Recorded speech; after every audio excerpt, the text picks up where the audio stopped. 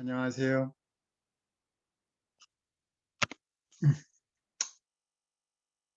반갑습니다. 네, 제 목소리 잘 들리죠? 네, 이렇게 하나님의 은혜로 어, 다시 만날 수 있어 감사하고요. 오늘 제가 이제 말씀 전할 차례가 됐는데 제목은 찬송하리로다라는 제목을 한번 붙여봤어요. 말씀은 고린도 후서 1장의 말씀인데요.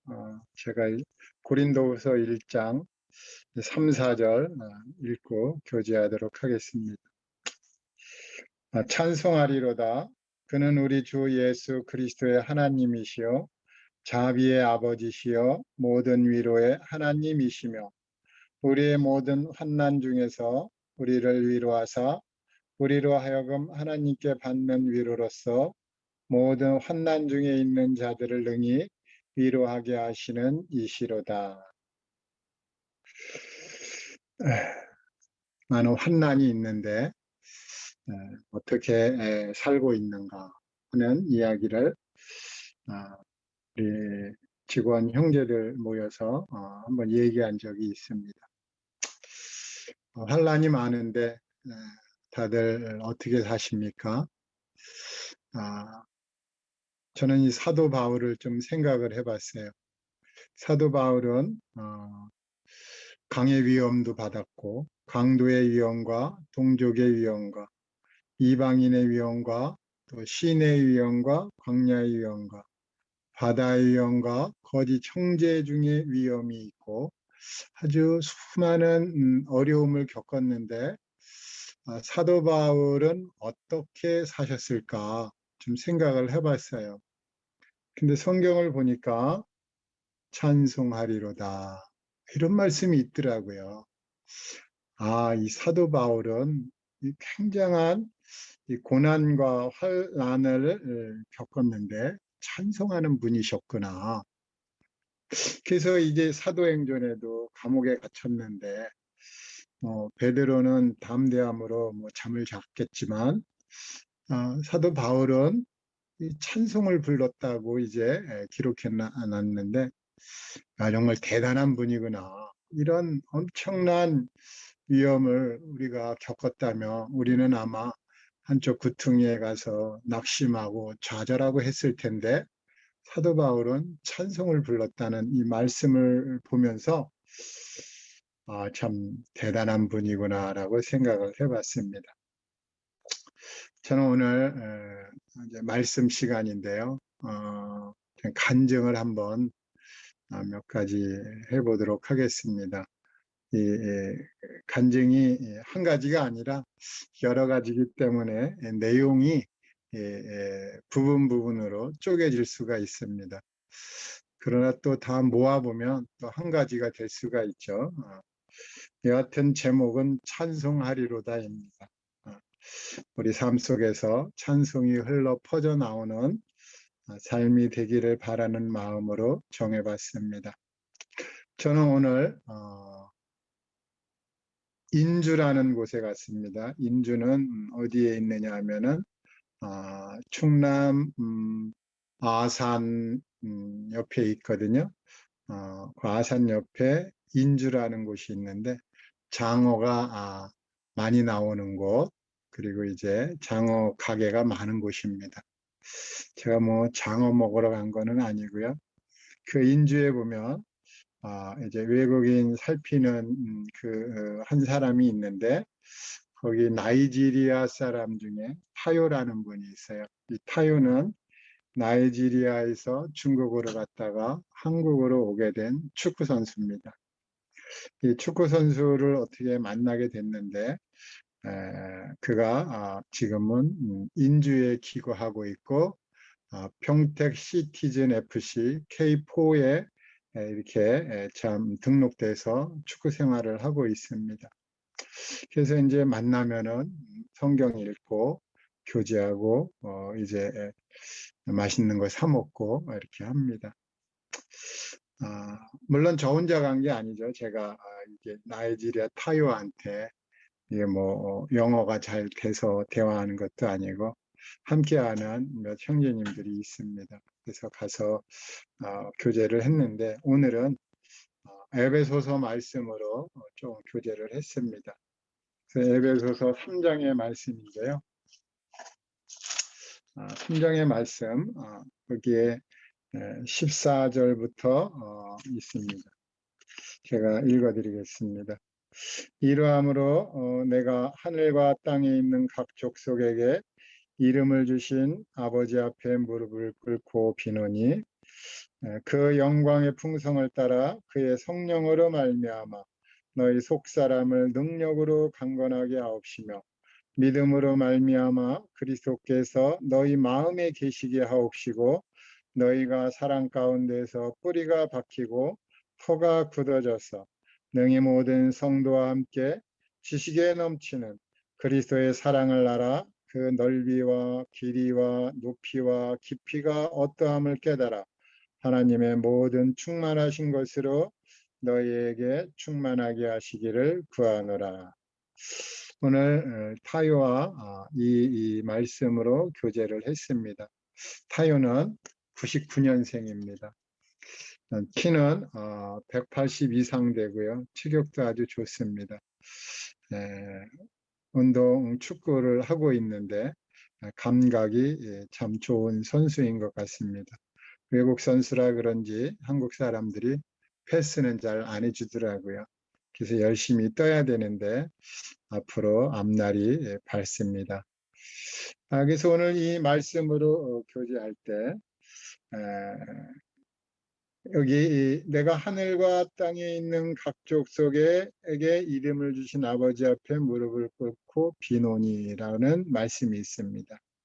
근데 그 전에 이러함으로 그랬거든요.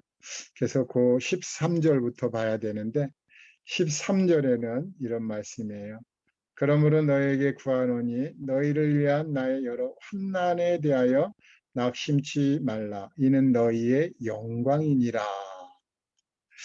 환난이 오면 낙심치 말라는 것입니다.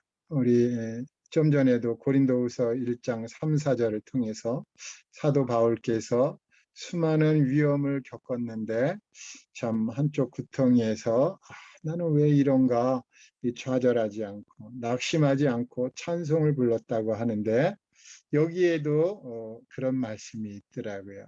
여러 환난에 대하여 낙심치 말라. 이는 너희의 영광이니라 이런 말씀을 보면서 왜 이렇게 환난을 당했는데 낙심하지 말아야 되는가? 그 이유가 명확하잖아요. 그렇죠? 왜 그런가 봤더니 하나님이 계시기 때문에 그렇습니다. 우리에겐 하나님이 계시잖아요. 자비의 아버지시여 위로의 하나님이 계신데 어찌 찬송을 부르지 않을 수가 있겠어요? 어찌 참 구퉁뱅이에서 쭈그리고 앉아서 나는 안 돼. 뭐 이렇게 하는 게 아니라 찬송을 한다는 이런 말씀을 통해서 참 사도 바울도 대단하고 또 그러한 또 경험을 우리에게 이렇게 알려주시니 감사가 되고요. 그래서 이제 타요에게 우리가 환난을 당하는데 이제 우리가 하나님 앞에 나아가서 감사하고 찬송하는 이유는 하나님이 계시기 때문에 그렇습니다. 근데 그 하나님께서 원하시는 게 두 가지가 있는데 첫 번째는 속사람이 강건하게 되기를 원하는 겁니다. 그랬더니 타요가 알아듣더라고요. 그래서 이제 두 번째로 원하는 게 있는데 그것을 뭔가 봤더니 그리스도께서 우리 마음에 계셔야 합니다. 그래서 그리스도께서 우리 마음에 계시면 이제 하나님께서 우리에게 그리스도의 사랑을 알게 해주시는데 그 사랑은 말씀과도 같이 넓이가 있고 길이가 있고 높이와 깊이가 있는데 그러한 것들을 깨달게 되면은 하나님의 그 충만한 것이 우리 마음 가운데 가득하게 됩니다. 그러므로 우리 속사람이 강건해야 되고 두 번째로 참 그리스도께서 우리 마음에 계셔야 합니다. 그렇게 되면 하나님의 충만하신 것이 우리 마음 가운데 있을 것입니다. 하니까 잘 알아듣더라고요. 알아듣고 나서 이제 한번 물어봤어요. 타요는 나이지리아에 돌아가면 대통령 한번 해야죠. 그랬더니 대통령은 하고 싶지 않대요. 그럼 뭐가 하고 싶습니까? 그러니까 자기는 전도하고 싶다고 그러더라고요. 그래서 얼마나 참 흐뭇했는지 모르겠어요. 아주 말씀도 잘 이해하고 또 기도도 잘 합니다. 그리고 나서 이제 또 저희 장모님께 가서 또 전도하게 됐습니다. 그 인주에서 장모님 댁까지는 그리 멀지가 않습니다. 장모님 댁에 가서 이제 저하고 다른 김영님하고 이제 가서 전도를 하게 됐는데 히브리서 9장의 말씀을 가지고 전도를 했습니다. 히브리서 9장에 보면 16절, 17절에 이런 말씀이 있어요. 유언은 유언한 자가 죽어야 되나니 유언은 그 사람이 죽은 후에야 견고한즉 유언한 자가 살았을 때에는 언제든지 효력이 없느니라. 예수님이 유언을 하시고 죽으셨잖아요. 만약에 죽지 않았으면 예수님이 하신 말씀이 우리에게 효력이 없습니다. 예수님은 죽으시기 전에 십자가에서 다 이루었다고 유언하셨습니다. 그렇기 때문에 우리의 죄값을 다 지불해 주셨고 우리 죄가 다 용서된 것입니다. 이것이 그분의 유언이고 유언은 유언한 자가 죽어야 효력이 있기 때문에 그분은 죽으셨습니다. 하니까 또 우리 장모님이 또 잘 이해하시더라고요. 너무 감사가 되는 오늘 하루였습니다. 그리고 제가 이제 어제는 안 못 보는 분과 복음을 교제할 일이 있어서 교제를 했습니다. 참 감사한 날이었는데요. 이제 그분과 이제 대화를 나누다가 로뎀 나무에 대해서 이제 교제하게 됐어요. 근데 이 로뎀 나무에 성경에 나오잖아요. 로뎀 나무는 그 선지자가 로뎀 나무에 이제 앉아갖고 난 이제 참 죽어야 되겠다 뭐 이러는데 천사가 나타나서 떡도 주고 뭐 이러면서 이제 하나님께서 나중에 이제 데려가는데 이 로뎀 나무는 무슨 의미가 있는지 아십니까? 그러니까 그분이 난 그런 거는 잘 몰라도 내가 이렇게 일하고 있는 거에 대해서는 감사하게 생각합니다. 이러더라고요. 저희가 그냥 앞이 안 보이는데 일하고 있다라는 자체가 너무 감사한 거라고 그러더라고요. 그래서 우리는 눈을 다 뜨고 있으면서 일하는데 감사가 되나요? 어, 어, 감사해야죠. 그분이 감사하면 우리는 다 감사해야죠. 보면서 일하고 있는데. 저는 이 감사하는 거에 대해서 요즘에 많이 생각합니다. 제가 이 수술하고 나서 이제 꿰맨 부위가 있기 때문에 제가 참 고통스러운 거는 기침할 때예요. 기침할 때 보면은 이 꼬맨 부위가 너무 아파갖고 어떻게 하면은 기침 나오려고 그럴 때 기침을 없애나 연구하고 연구해서 이제 그 방법을 써갖고 많이 없어졌어요. 기침할 때. 이렇게 하면 기침이 없어지는구나. 그런데도 이제 에, 잔상이 남아갖고 조금 한두 번 기침하면 배가 막 찢어질 것 같이 아픈 거예요. 그래서 얼마나 힘들었는지 모르는데 그러면서 제가 생각하기를 기침하는 것도 감사가 돼야 되는 게구나.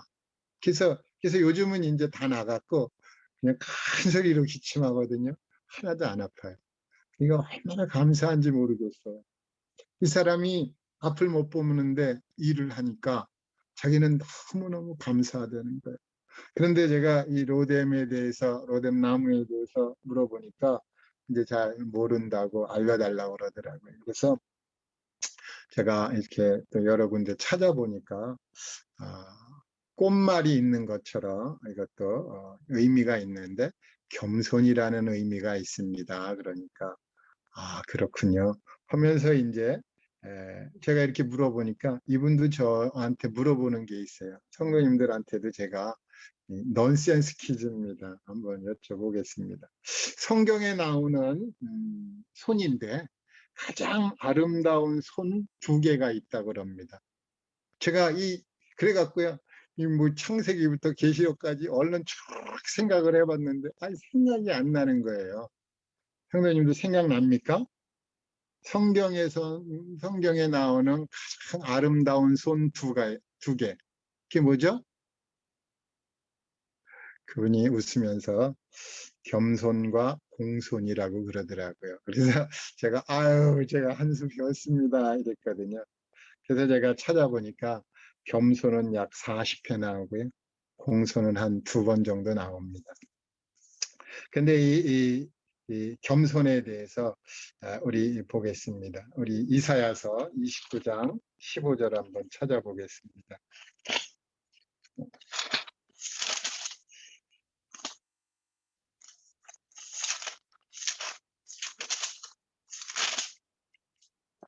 이사야서 29장 19절입니다. 29장 19절.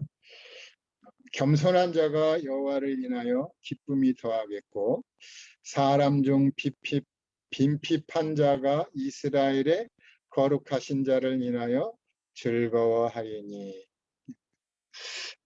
겸손한 자는 여호와를 인해서 기쁨이 더하겠고 사람 중에 가난한 자는 이제 이스라엘의 거룩한 자를 인하여 즐거워하리.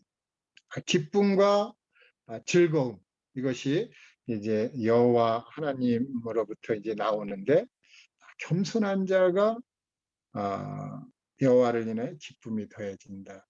이 구약에서의 이 겸손은 비굴하다라는 의미도 있습니다. 비굴하다. 제가 우리 영업하는 또 형제들한테는 그런 말을 합니다. 형제들 영업할 때 좀 업체 사람 만나면 비굴할 필요가 있어. 우리가 뭐 잘못해서 비굴한 게 아니라 오다를 얻기 위해선 좀 비굴해질 필요가 있어. 이런 얘기를 해주거든요. 겸손해야죠. 겸손하면 이제 참 얻는 게 많다라는 것이죠. 근데 성경도 보니까 이 겸손한 자에게는 기쁨이 더한다. 근데 이 가난한 자는 또 즐거워진다. 이러는 거예요. 그래서 제가 며칠 전에 여기 우리 집 앞에 소고기 파는 데가 있어요. 우당이라고. 거기 이제 주인이 제가 오래간만에 가니까 깜짝 놀라는 거예요. 이렇게 날씬해졌냐고. 그래서 제가 다이어트 성공했죠. 그러니까 자기들 좀 다이어트 좀 하고 싶대요. 좀 알려달래. 그래서 이제 여사장인데 좀 이쁘면서도 아주 통통해요. 근데 왜 이렇게 좀 살이 왜 그렇게 쪘습니까? 그랬더니 자기는 스트레스 살이라고 그러더라고요. 사장님 왜 스트레스 받습니까? 이거 사장님 거 아닙니까? 그랬더니 내 거는 맞는데 기쁘긴 하는데 뭐 즐거움은 없다고 그러더라고요. 그래서 아니 사장님 건데 왜 즐거움이 없습니까? 몇 번을 물어봤는데 몇 번 대답이 기쁘긴 한데 즐거움은 없습니다. 이러는 거예요.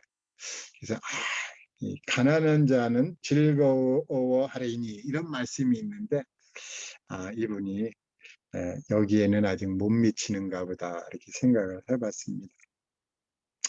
또 이사야서 57장에는 이런 말씀이 있습니다. 57장 15절 제가 읽어드리겠습니다. 지존무쌍하며 영원히 거하며 거룩하다 이름하는 자가 이같이 말씀하시되 내가 높고 거룩한 곳에 거하며 또한 통회하고 마음이 겸손한 자와 함께 거하나니 이는 겸손한 자의 영을 소성케 하며 통회하는 자의 마음을 소송케 하려 함이라. 그래서 우리 주님이 겸손한 자와 함께하고 또 겸손한 자의 영을 소송케 한다고 합니다. 또 통회하는 자의 마음도 소송케 한다는 것입니다. 그래서 이제 겸손한 자, 아까 좀 비굴하다고 그랬는데, 우리가 참 삶에 있어서 참 이 뭐 구도자에 대한 이야기가 이건 아니죠. 이 성도에 대한 이야기입니다. 또 뭐 구도자에게도 적용시켜도 되고요. 우리 구도자 성도님들이 이제 살아갈 때에 참 영적인 거에 대해서 실패했을 때 하나님 앞에 두 손 두 발 다 들고 가서 비굴해져야죠. 하나님, 제가 이렇게 해서 실패했습니다. 응? 그럴 때 하나님께서 영을 소송케 한다고 하셨거든요. 우리 이 사도 바울께서는 그 어려운 가운데도 찬송을 했고, 또 이제 우리는 이제 어려운 가운데 실패했을 경우 이제 참 하나님 앞에 가서 겸손하게 한다면은 하나님께서 우리 영을 소생시켜 주시겠다. 이렇게 위로해 주시고 그러는 것이죠. 그래서 이제 겸손에 대해서 좀 알아봤는데, 신약에 와서는 이제 베드로 전서에는 또 이런 말씀이 있어요. 또 베드로 전서도 한번 제가 찾아서 읽어드리겠습니다.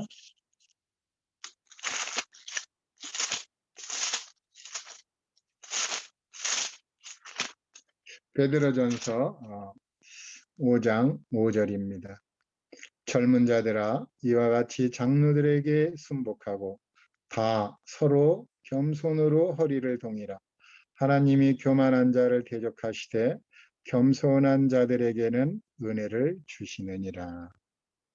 이 겸손한 자들에게는 하나님이 은혜를 주시는구나 그랬습니다. 우리가 참 영적으로 실패할 때나 실패하지 않을 때나 겸손해야죠. 우리 주님이 겸손하다고 그러셨잖아요. 겸손하고 온유하신 주님을 보면서 우리가 주님을 따라가야 되겠구나라는 생각을 또 해봤습니다. 또 그런데 그분이 이제 성경에 나오는 가장 아름다운 손 두 개 중에 이제 겸손을 말씀드렸는데, 이제 공손이라는 게 있더라고요. 공손. 공손은 이제 전도서에 한 구절이 있는데, 전도서 10장 4절에 주권자가 내게 분을 일으키거든 너는 내 자리를 떠나지 말라. 공손함이 큰 허물을 용서받게 하느니라. 그래서 우리가 이제 이렇게 하나님의 징계를 이제 받으면 이제 분을 내고 자리를 막 떠나게 되는데, 저도 그런 적이 참 여러 번 있었어요.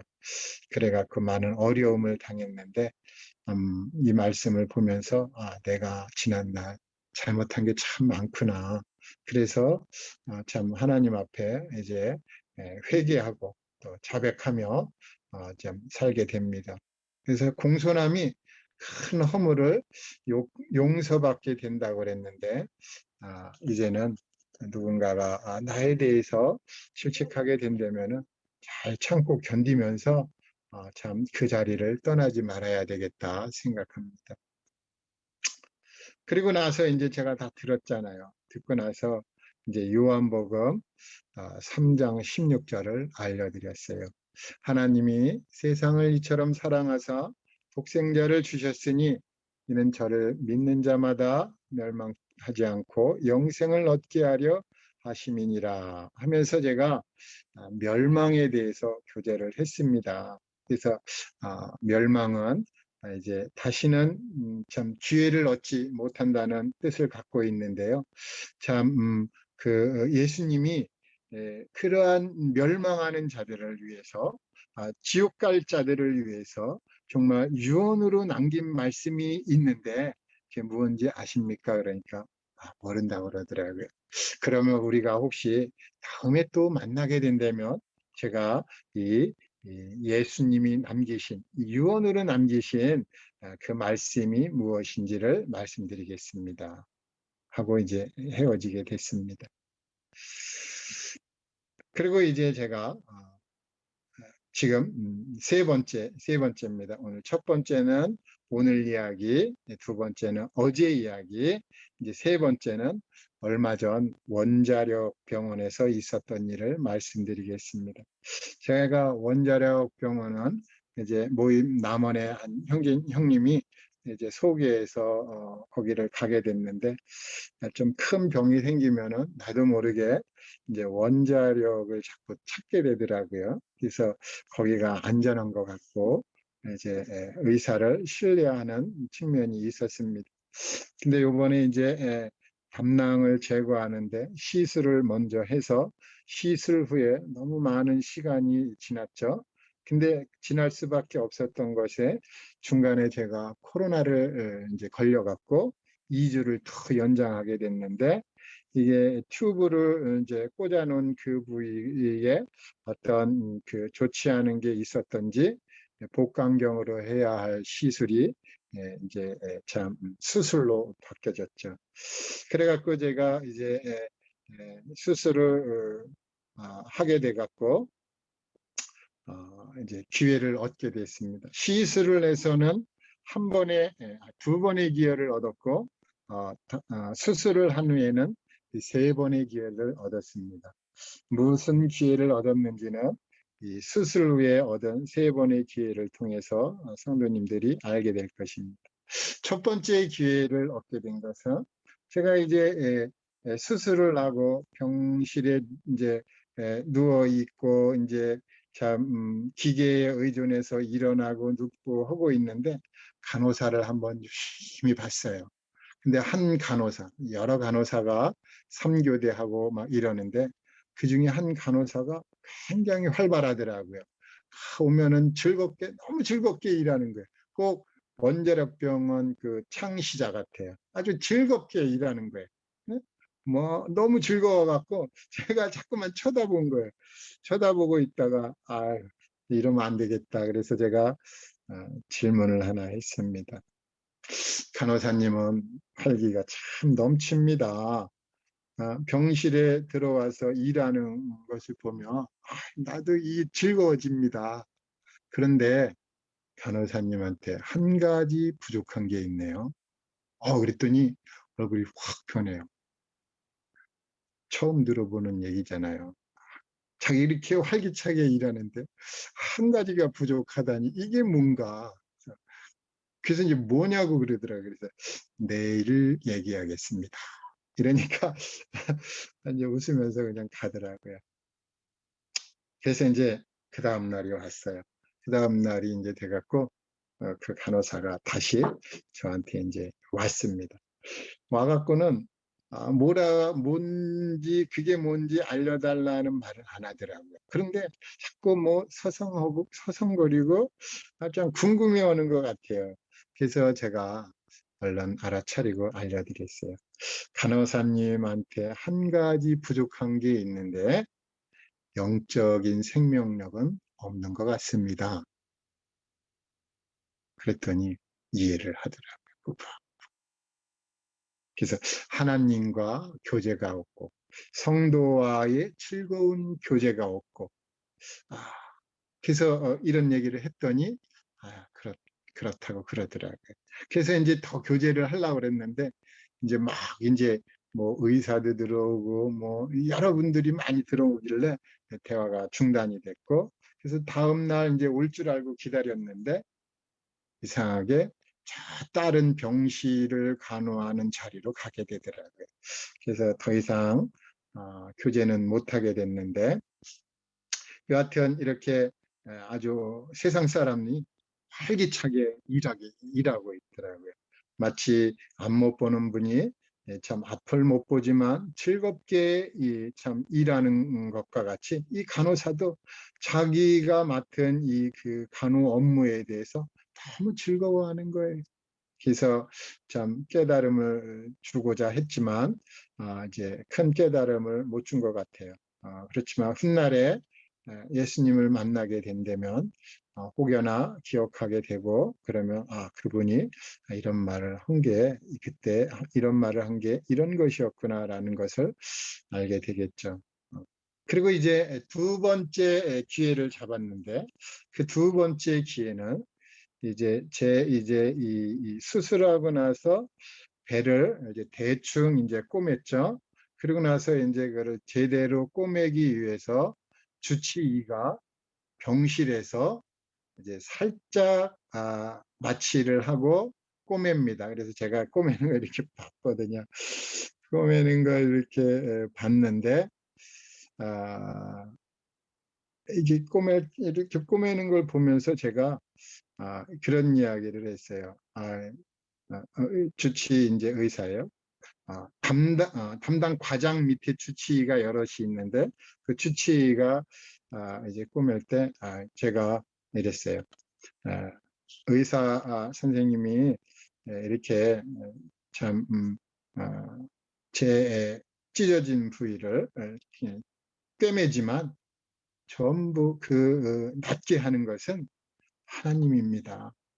하니까 이분이 탁 알아듣더라고요. 딱 알아들으면서 맞습니다. 저도 교회는 다니는데요. 시험 당할 즈음에 하나님이 피할 길을 주십니다. 이러면서 고린도전서 10장 13절을 10장 한번 보겠습니다. 고린도전서 10장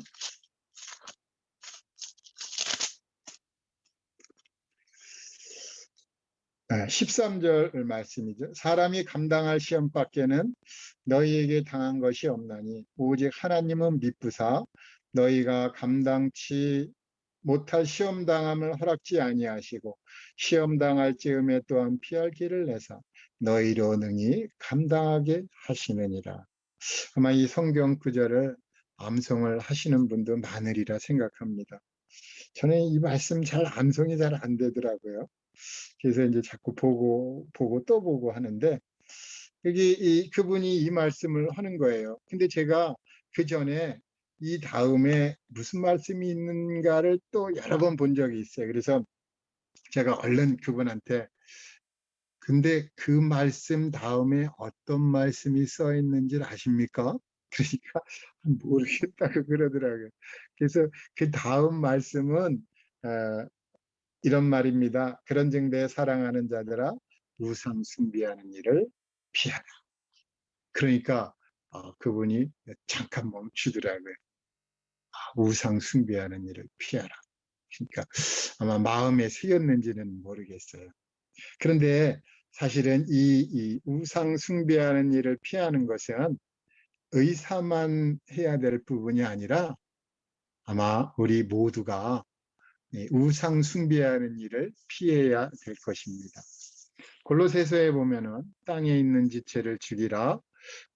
곧 음란, 부정, 사욕, 악한 정욕, 탐심, 탐심은 우상 숭배니라.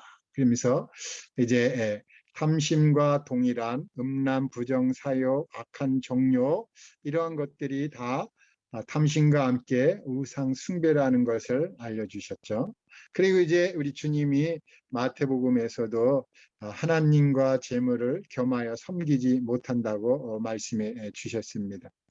그리고 에베소서에서는 너희도 정녕 이것을 알거니와 음행하는 자나 더러운 자나 탐하는 자 곧 우상 숭배자는 다 그리스도와 하나님의 나라에서 기업을 얻지 못하리니 이렇게 말씀하셨죠. 그래서 제가 이렇게 가만히 보니까요.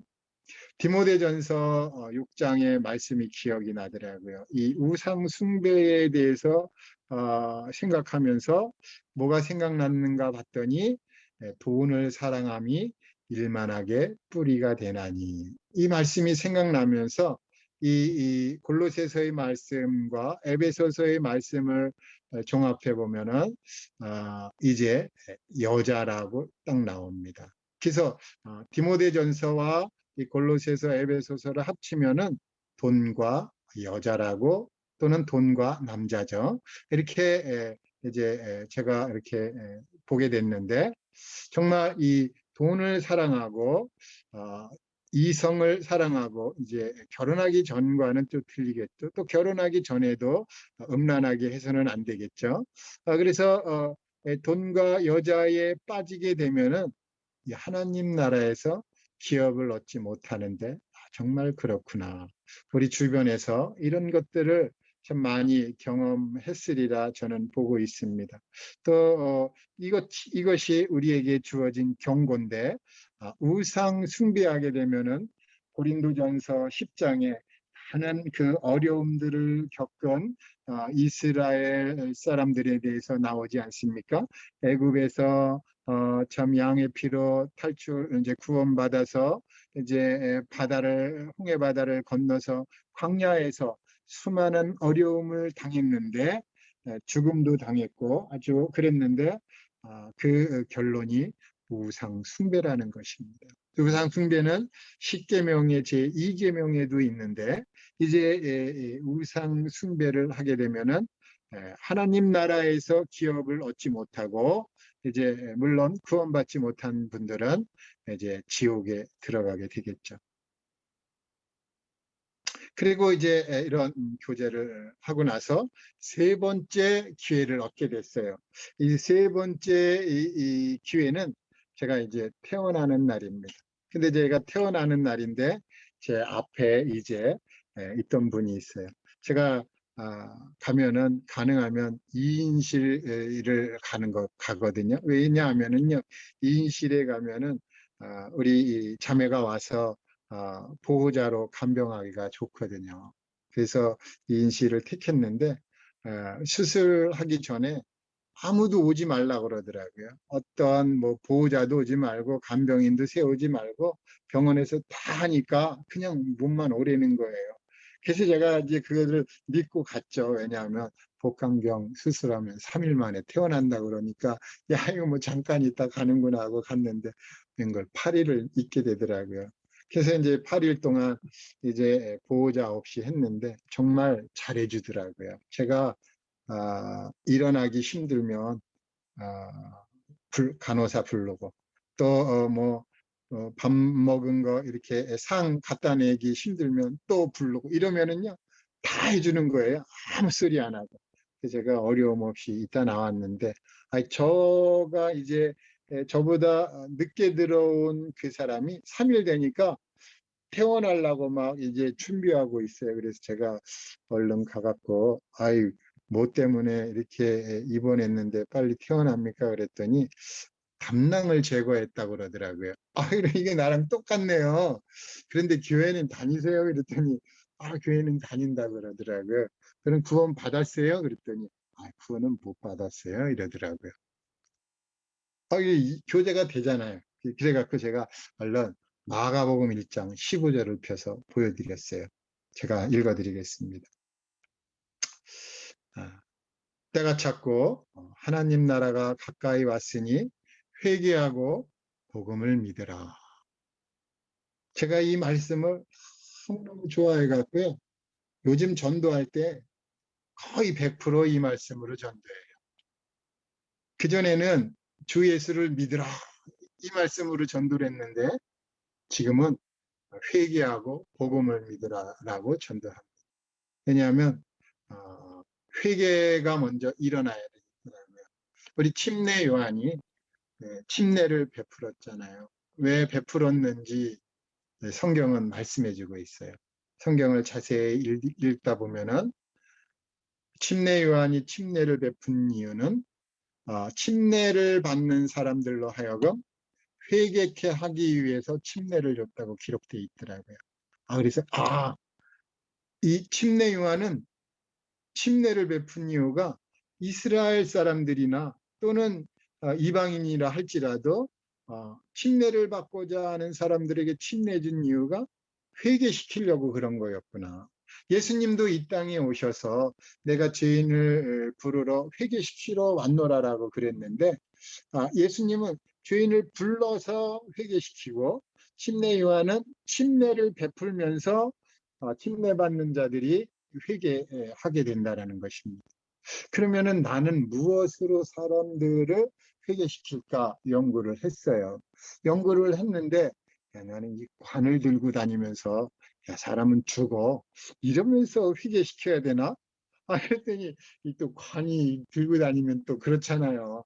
제가 이제 무공을 많이 해갖고 힘이 센 것도 아니고 지금 뭐 힘이 엄청 줄어들었는데 그래도 감사해요. 지금 옛날 몸이 돼갖고 이제 훨훨 날아다니는 기분이에요. 이제 어느 정도 다 이제 해결이 돼갖고 이제 이 그 팔 있잖아요. 이 팔 50견도 제가 성도님들 모르게 병원 가서 시술을 다 해버렸어요. 그래갖고 시술하니까 이제 그 3주 동안 이제 주사 맞고 도수 치료 받고 하면서 여러 가지 알려줬는데 거의 다 났어요.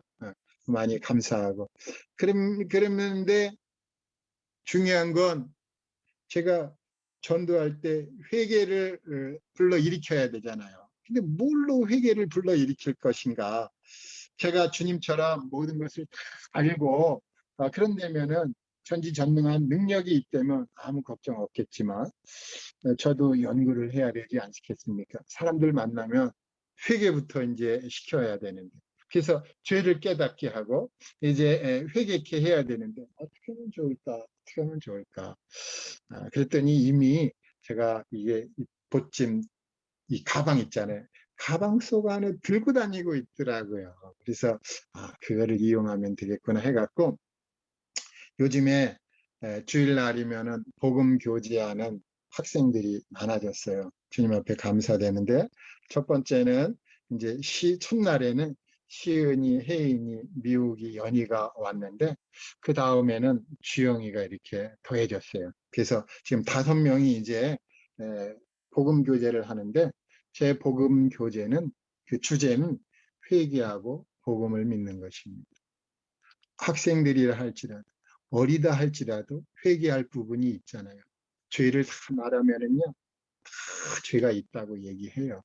그 중에서 제가 제일 큰 죄, 학생들에게 어울리는 제일 큰 죄가 로마서 1장을 읽으면서 거기에 보면 부모를 거역하는 게 죄라고 나와 있잖아요. 그래서 그거를 얘기하면은요, 100%입니다. 학생들은요, 부모를 거역하거든요. 우리 어려서부터 부모를 거역하고 싶어 해요. 부모를 이기고 싶어 하고, 자기가 왕인 줄 알고 착각하고 있는 것이죠. 그래서 왕 노릇하고 있는데, 그것이 죄라는 것을 불러일으키고, 죄라는 것을 충분히 깨달으면 당연히 심판받고 지옥 이야기를 해야 되겠죠. 그러므로 인해서 이제 회개를 불러일으켜서, 그럼 내가 어떻게 하면 되겠는가? 복음을 믿어야죠. 그래서 이렇게 복음을 전하게 되는데 회개하고 복음을 믿는 이유에 대해서 말해줬어요. 그 세 번째 환자에게. 왜냐?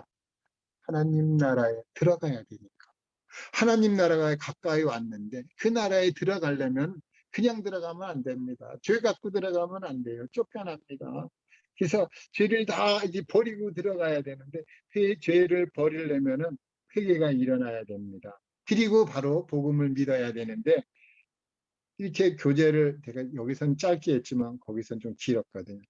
그런데 이제 그 사람이 갈 시간이 됐어요. 그래서 마가복음 1장 15절의 말씀을 마음에 새기고 저 예수님 잘 믿으시기 바랍니다 했는데 지금은 어떨지 모르겠어요. 여하튼 이렇게 세 번의 기회를 이제 담낭 제거 스스로에 제가 갖게 됐습니다. 찬송하리로다. 이게 찬송이 안 되겠습니까? 저는 물론 아프지만 아픈데도 불구하고 주님이 이런 특별한 기회를 주셨구나. 찬송이 울려 퍼지는 것입니다. 제가 그래서 그 병실에서요, 아침이 되면은 찬송가를 은은하게 틀어놓으면요, 아무도 반대하는 사람이 없더라고요. 너무 감사가 됐습니다. 마지막으로 고린도전서 9장 16절을 한 구절 다 함께 읽어보겠습니다. 찾으셨으면 고린도전서 9장 16절입니다. 다 같이 읽겠습니다. 시작. 내가 복음을 전할지라도 자랑할 것이 없으며 내가 부득불 할 일임이라. 만일 복음을 전하지 아니하면 내게 화가 있을 것이니로라. 사도 바울의 간증입니다. 이 간증이 우리의 간증이 되어야 되지 않을까 생각합니다. 결론적으로 고난 중에 찬송하는 이유가 있습니다. 그 이유가 무엇입니까? 그것은 바로 우리에게 하나님 아버지가 계시고 주 예수님이 함께 하시기 때문이죠. 그는 자비의 아버지시여 모든 위로의 하나님이십니다. 우리 주님은 병상에서도 전도할 기회를 넉넉히 주셨습니다. 또 이 환난은 하나님의 능력을 경험하는 삶이 되기 때문에 당연히 찬송함은 참으로 당연합니다. 환난 받는 것 이게 참 어렵고 힘들지만 찬송이 멈추지 않게 하심은 하나님께서 우리에게 주신 복이라고 생각합니다. 영생을 얻은 자마다 전도하며 찬송할 것입니다. 감사합니다.